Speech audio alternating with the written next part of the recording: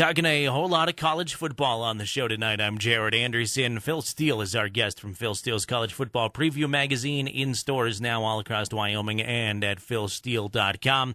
Phil, we talked Wyoming and Mountain West Conference. Now let's talk some top 25 national college football. Alabama seems to be the team to beat on most people's projections right now. Crimson Tide have a brutal schedule, though. Is Alabama the team to beat, in your opinion, this early?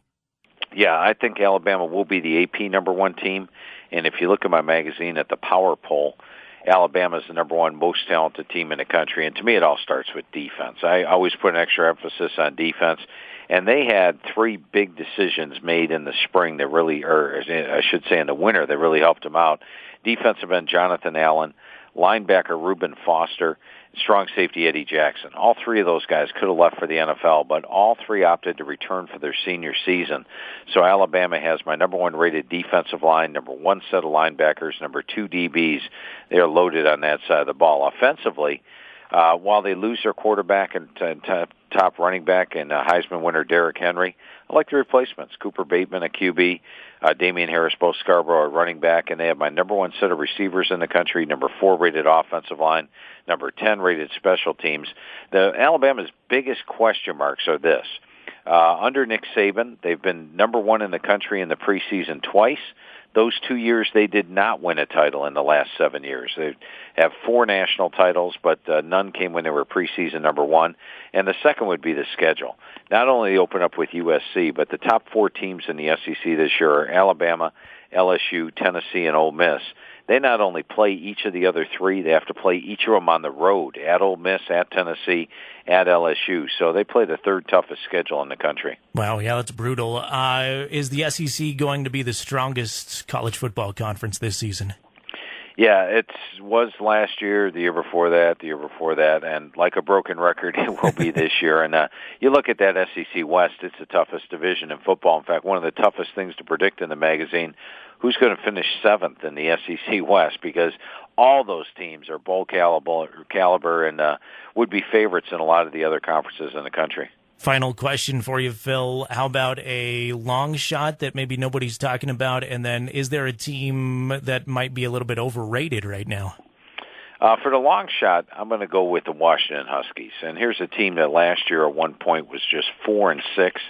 They had to win their last 2 regular season games just to make it to a bowl game, and then win the bowl game just to have a winning season. So you would think, well, how is this team a dark horse national title contender?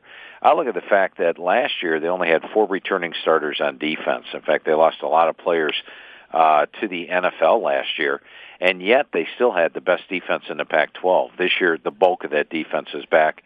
They once again have the best defense in the Pac-12. And offensively last year, they had a true freshman quarterback in Browning, a true freshman running back in Myles Gaskin.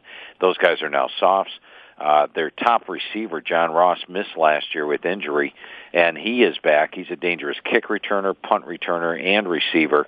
His game-breaking ability will really help the offense. They get Stanford at home. They get Arizona State and USC at home. I think Washington can surprise some folks this year. And then the team, and I'm not really thinking they're overrated, but I think because of the schedule, I would have to think that they're probably not going to live up to their lofty preseason expectations, and that's Michigan. Michigan, and this will sound dumb on October 27th, because I think Michigan opens up the season 7-0, probably ranked number 2 or number 3 in the country. But look at their last 5 games. At Iowa, at Michigan State, and at Ohio State is in that mix. I think they drop 1 or 2 of those games and don't finish up there in the top 5 in the country like a lot of their fans think they will.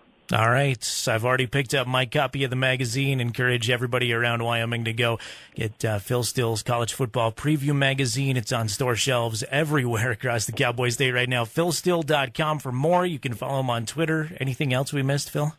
No, Twitter is at PhilSteele042, and you can actually download it to your iPad or iPhone through the Apple Store or to your Android device through Google Play. And as you know, you use the magazine every day during the football season. Gets a little dog-eared, so that'll save some wear and tear on it. Absolutely. Appreciate your time, and have a great rest of your off-season, if you can call it that, Phil. All right, thank you much, and great talking football with you tonight. You too, Phil. Appreciate that. Phil Steele joining us tonight on Wyoming SportsLine to talk a whole lot of college football. it's fun in July to focus on football and start previewing some things. I know we've got a ways to go, but fun to talk Wyoming Cowboys with Phil and the Mountain West Conference. If you missed any of that interview, we're going to post it in its entirety back on our radio station's website, so keep an eye out for that. Coming up on shows later this week, we're going to talk even more football. We'll break down some Denver Broncos offseason news, and we'll talk more Cameco Cowboy Tough Adventure Race this week with a contestant in that event. Have a great night, everybody. I'm Jerrad Anderson.